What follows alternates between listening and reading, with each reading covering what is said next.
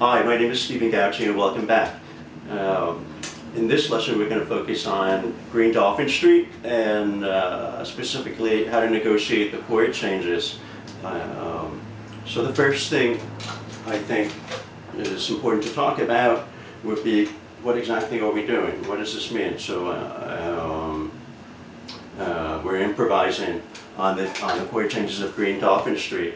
Does that mean like we're soloing over chord changes? Does it mean we're playing through the chord changes? I mean, what exactly are we supposed to be doing? And that's the question. So I'm going to give you my perspective on that. So in my opinion, what we're supposed to be doing is sending out information. That's what it is. We need to express the chord changes in our playing. That's our only job. There's no other job. We essentially have to express the form in our improvising, because if we don't express the form, there's no form. Nobody's playing the form for anyone else. The piano player is no longer in modern jazz. The piano player is not playing the chords for you. The piano player is waiting for you to play the chords for her. That's what's happening. She's waiting for you so that she knows how to accompany the horn player. She knows what voicings to do. So you have to tell the other instrumentalists what the chord changes are, and you have to tell yourself. Okay, so so let's go over this. We're in the I'm in concert C, Green Dolphin Street. So for tenor saxophone, that would be the key of D. So that's how I'm doing it, and I'm just going to do it off the cuff of my head. You know, there's no sheet music or anything like that that I'm working off of here. So just to give you out there a sense of how it works for me when I do it, and hopefully you can pick some things up. So yeah, so let's go. I'm going to just play the melody one time, the first four measures. Okay, so 1, 2, 1, 2.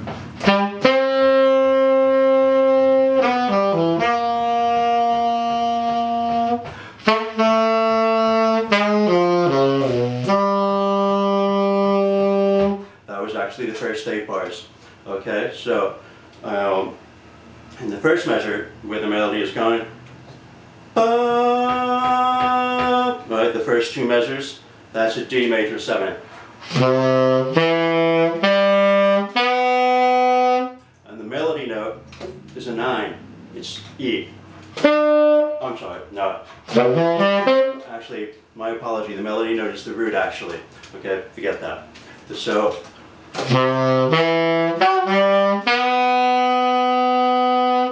there we have a D major 7 chord. Okay, so in those 2 measures, that's what we're doing. What we're doing is we're expressing that. That's it. We're not doing anything else.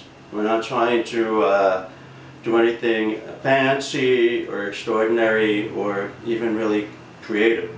You know, I mean, the creativity is in this activity of expressing the form. Okay, because otherwise it just doesn't get expressed and there's no song really. Okay, so in the first 2 measures I want to express this sound.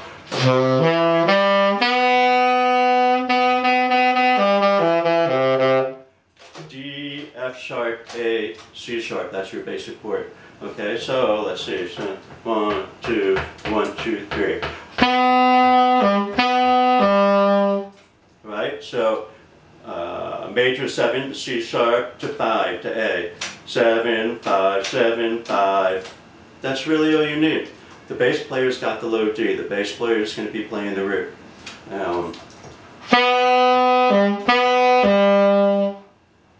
Very clear. Okay. Now in the next two measures we have so from the beginning of the song maybe 1, 2, 3.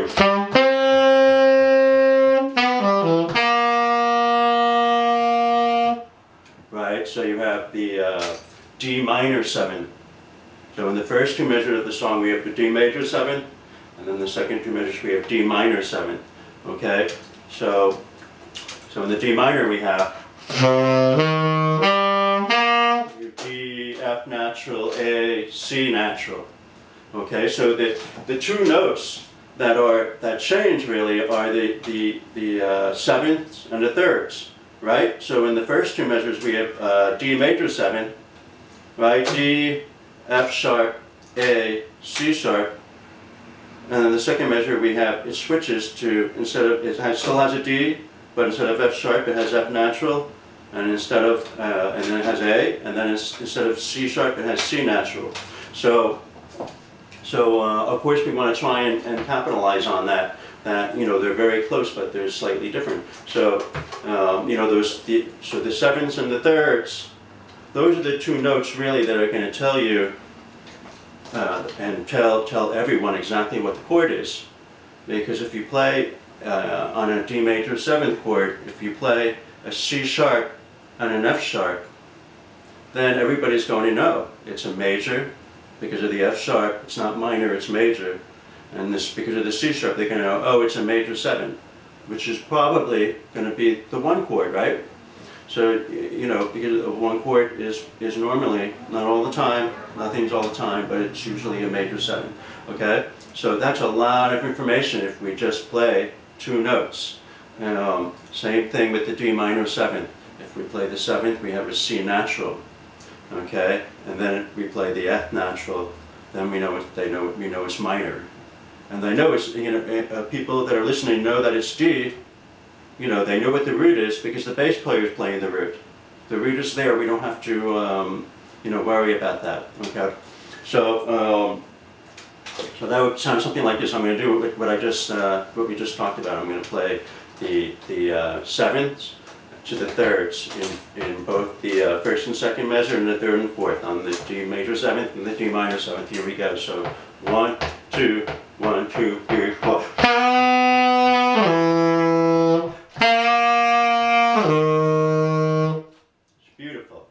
It's absolutely beautiful. It completely expresses the song. Here's the melody. 1, 2, 3.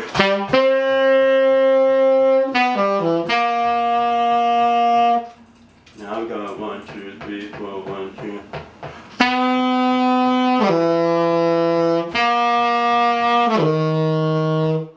Okay, so that's how it works. Basically, I'm just trying to do the clearest expression of the form. The chord changes are the form. The melody is part of the form, and the amount of measures. Whether you know you have the song form 8, 8, 8, and 8. You have a 32-bar form. Sometimes it's a 12-bar form. Okay, but all these things that we call form, they don't exist outside of our playing. There's no chord for us to fit into or play over. It doesn't exist. You know, only if you buy a play-along record, you know, and you're in your living room at home and you're playing along with it, then there's something for you, like a crutch, you know, like training wheels. But you know, when we actually are playing, that's not really the practice. That's not what we do in jazz. You know, we send out information. We don't rely on other people to give us information, and they do give us information though, you know. But it's not a needy art form. We all like everybody's carrying their own weight. So we're sending out information. I'm telling everyone else what the chord changes are, just like I am for you. That's what I always do in my playing, and I'm doing it for my benefit too, because you know my ears hear what's coming out of the horn, And that's why the next thing that comes out hopefully sounds good, and hopefully it makes sense. Okay, so let's keep going. So we have these first 4 measures, so I'm going to do that again, and then we're going to take it from there. So 1, 2, 3, 4.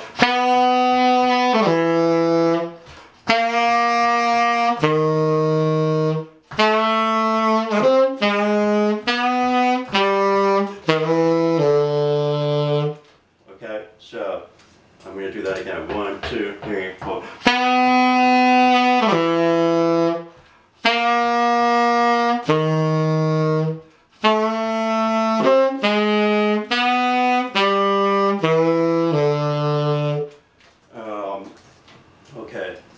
By the way, just so you know, this is all made up on the spot. I mean, I haven't rehearsed any of this. This is coming to my mind now, and I'm showing it to you. And that's pretty much how I'm approaching this entire series. It's all pretty much stream of consciousness. It's an actual live lesson in the moment. Okay, so we have that. Those first 2 measures. We have the major 7 to the 3rd, and then we have the flat 7 to the flat 3rd. Right now, the next chord in the I believe it would be the 9th measure. No, I'm sorry, it's the 5th measure. Okay, so we're on the 5th measure now. Okay, we had D major 7 for 2 measures. Right, and then we had D minor 7 for 2 measures. Now we have E7. Okay, for 1 measure. And then we have E flat 7 for 1 measure. And then we're back on the D major 7. So the E7, in that measure we start a descending pattern, descending chord pattern, and we're going to wind up back in the D. We have the E7, and then down a half step to E flat 7 in the next measure, and then we wind up back on the D major 7, and that's 1 more half step lower. Okay, so we just kind of climb down the steps and we're back home. But we want to express that very clearly. That's the whole point. The whole point is not to play as many notes as we can on top of it and figure out all the cool ways that we can, you know, let's learn some scales and patterns and we can play that will work over in E7. That's not at all what we're supposed to be doing. That's not the, although we may develop a technique and everything, it's probably not going to be the technique that we really need to do what we're really supposed to be doing when we improvise, particularly on songs like this, which is to be expressing the form. So what we want to do is bring out what it is in those chords that are going to emphasize that step, that half step down movement that's going to resolve 2 measures down the road and back into D major 7. And that, you know, this starts on the E7. So here's an E7, so we have E7 for 1 measure. So E, G sharp, D, D natural. And then the next measure is E flat 7. Right? That's E flat, G, B flat, D flat. Okay? And then the next measure we resolve into back into the D major 7. So I'm going to do that one more time. So we're going to have we have E7 for 4 beats, 2, 3, 4. Then E flat. And then D major 7.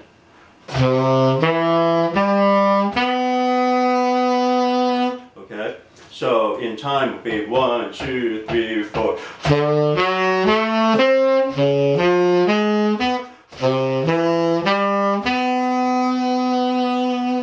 So when we play this chord pattern that's going down in half steps like that, we want to make sure we bring that out.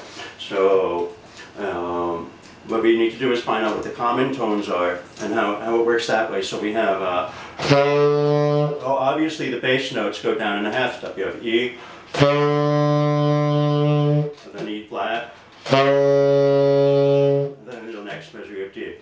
And there's your resolution. So now let's go up to the thirds and see what happens. So we have a G sharp in the E7 measure. We have a G sharp.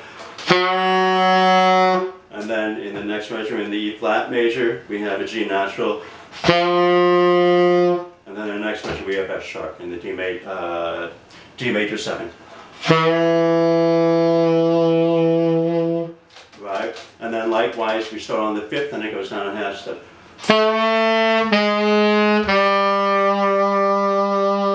Okay? And if we start on the 7ths, the dominant 7ths, you know, so in the second two measures, okay, so in the first measure, the 7th is a D natural. On the E7 chord, we have E, G sharp, B natural, and D is the dominant 7. But on the E flat chord in the next measure, it goes down to a D flat. And in the G major 7 measure, it's still a D flat. It's still the same note. So it sounds like it's 1, 2, 3, 4.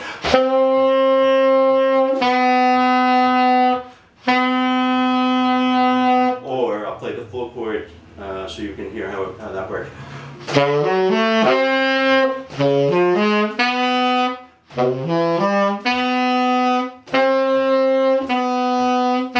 Alright, okay, so let's see how this works now.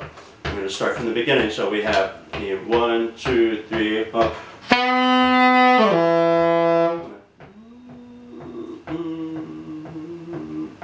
okay, here we go. 1, 2, 3,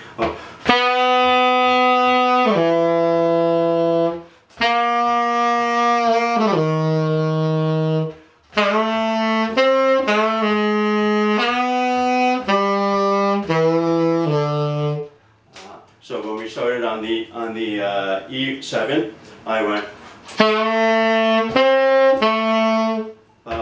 B, D, B. So basically I played a beat for 2 bits, and then I put 2 quarter notes. I put D natural, the dominant 7, and back to the 5th B. So 1, 2, 3, 4. And then that left me on a B flat. And that was the first beat of the E flat measure. So that meant B flat is the 5th in the E flat chord. Right, so 2, 3, 4. That's C sharp, where the D flat is the dominant 7th. On the E flat chord again. Go.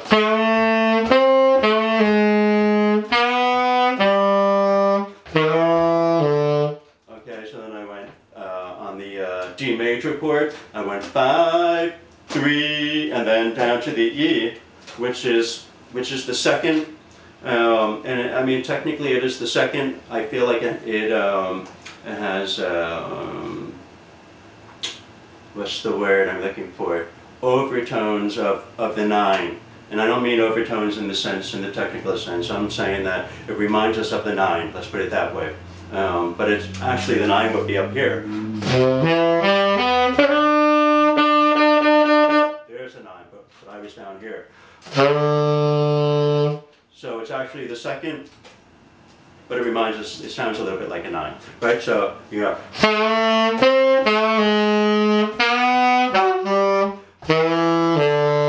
Right, okay? So the whole thing from the beginning so far now is 1, 2, 1, 2, 3, 4.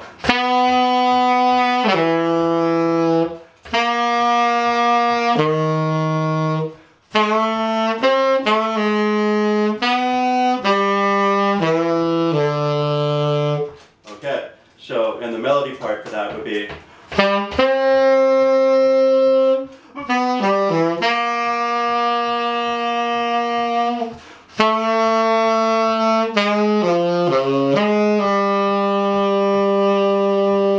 And here's my interpretation.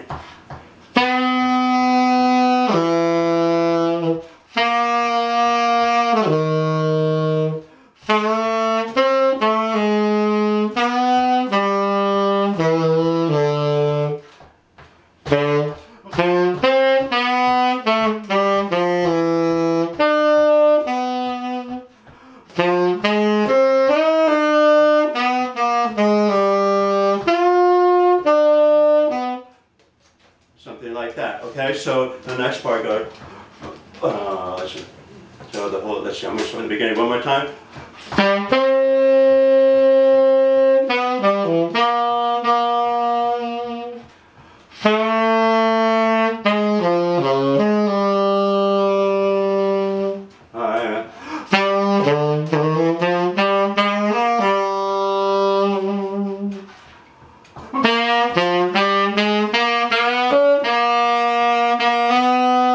Okay, so the second part is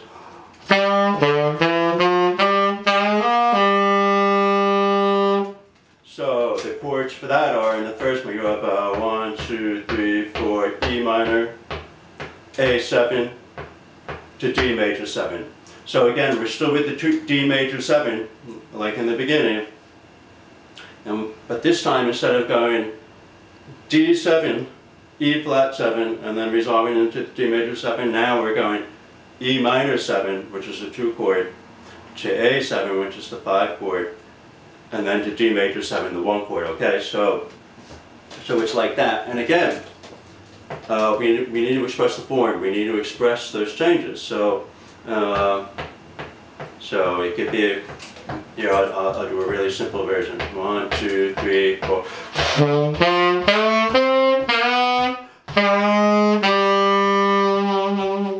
Okay, so that was fantastic. So I went E, G natural, B, D natural. Okay, so that's, I did a straight E minor chord in quarter notes. 1, 2, 3, 4. Right, and then I went into the third on the A7 chord. So 1, 2, 3, 4.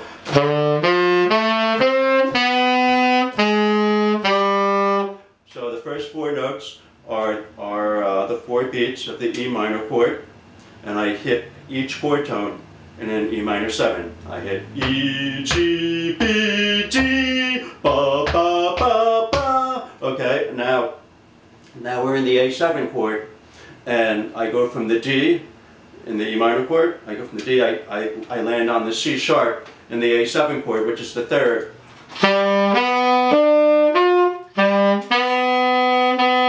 So here's the C sharp, okay? So I go, and then I go to B flat, and then I go to A, which is on the D major 7. So the B flat on the A7 chord is the flat 9, okay? And flat 9 is something that we frequently use. We can use a flat 9 when we're on a 5 chord going to a 1 chord. That's the basic rule. And normally a flat 9 will resolve down a half step. So for an example, I just played a B flat and it resolves into the A. When we get to the D major 7 measures. So here we go. I'll do it from the E minor 7 slow. So here's E minor.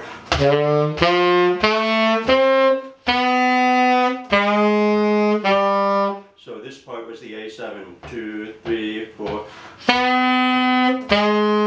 And this is the B flat. So first I have C sharp, and then I have B flat, and then I resolve into the A. And the A, that is the D major 7 chord. It's the 5th tone of the chord. So the whole thing, 2, 3, 4.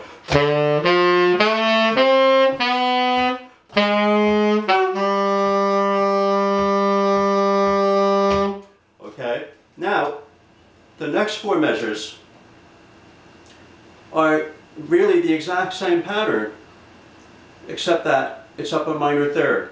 Okay, and basically what that means is that instead of resolving into D major 7 for the second 2 measures of this next 4 measures, instead of resolving into D major 7, like we just did, we went E minor 7, A7, and then we resolved into D major 7 for 2 measures. Ba, ba, ba, ba, ba, ba, ba.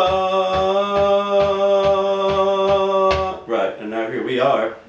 G minor 7 for 1 measure, and then C7 for 1 measure, and then we resolve into F major 7. It's the exact same 2-5 chord pattern, but up a minor third.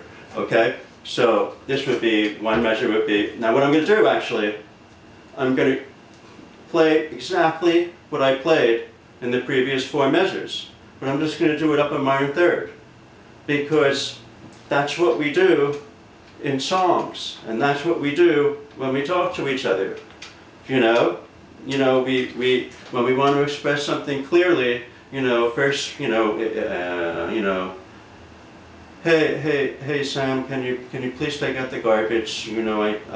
It's your turn to do the garbage today. And then, and then you wait a little while and nothing happens, the garbage doesn't get taken out.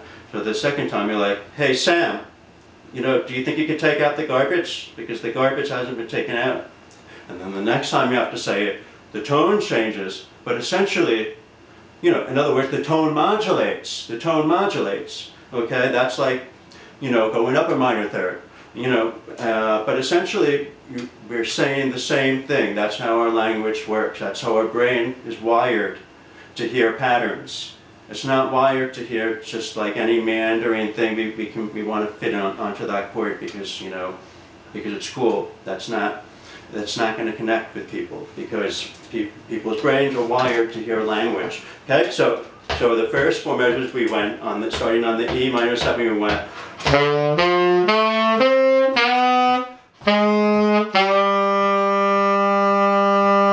So now,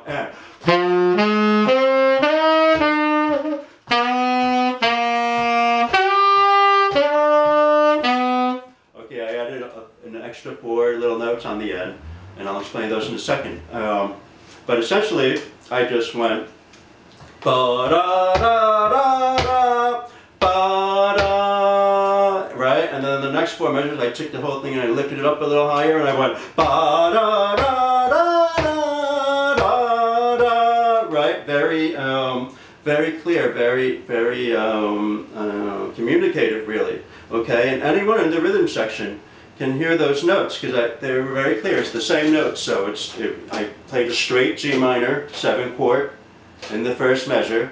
I went G, B flat, D, F, and then the next measure is C7, and I wound up on the 3rd note, which is the E, because the C7 is C, E, G, B flat. Right, and then I went to the flat 9, which is a G flat, flat 9 on a C7 chord, and I resolved into the C on the F major 7 chord, which is the 5th.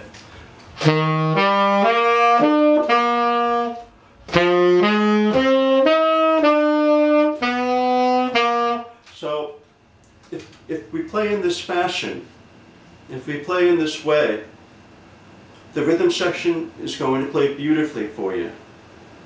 They're going to respond to everything all the information we send to them.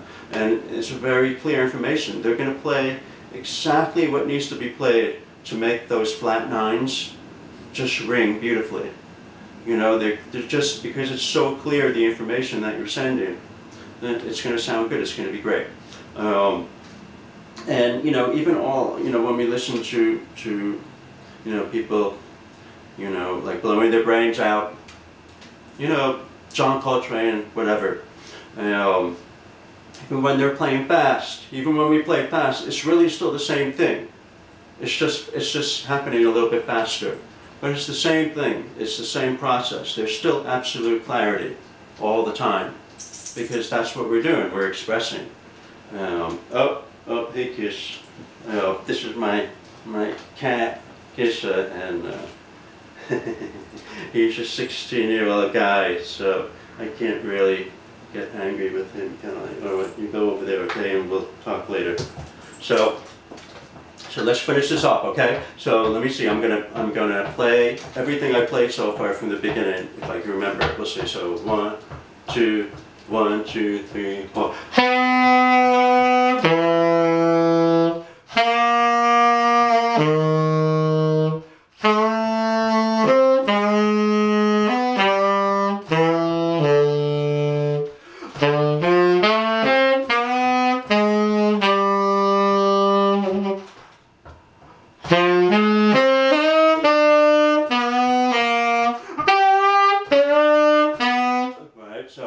So ba da and that's your F7. When I hit the C, that's the F7. 1, 2, 3, 4, and then I go. Then what happens is I hit the third, I hit the A, with the A, but I hit it up an octave, so I go. So I hit, you know, so.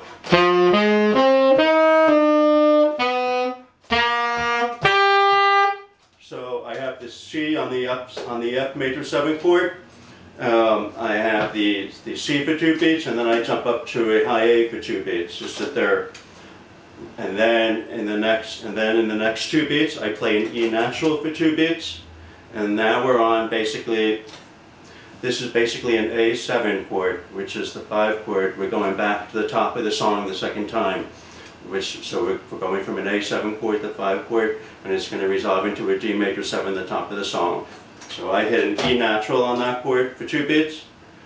And then I believe I hit a C sharp, which is the third for 2 beats. So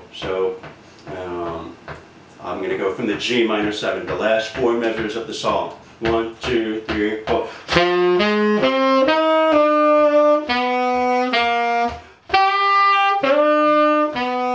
Right? So then the next beat after that I went, so it was G minor, C7, now F7, and now it's A7, so it's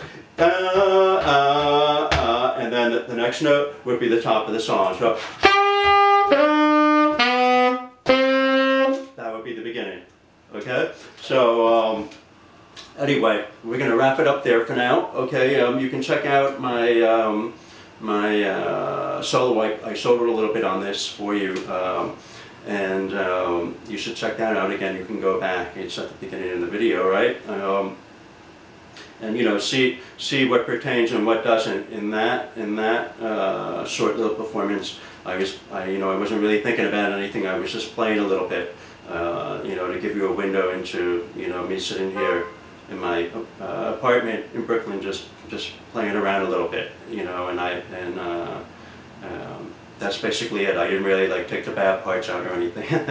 Okay, so anyway, that'll wrap it up for this time, and I hope you got something out of this. And you know, I'm going to keep making these videos, and you know, so if there's loose ends, don't worry, there'll be more stuff, and you can always get in touch with me.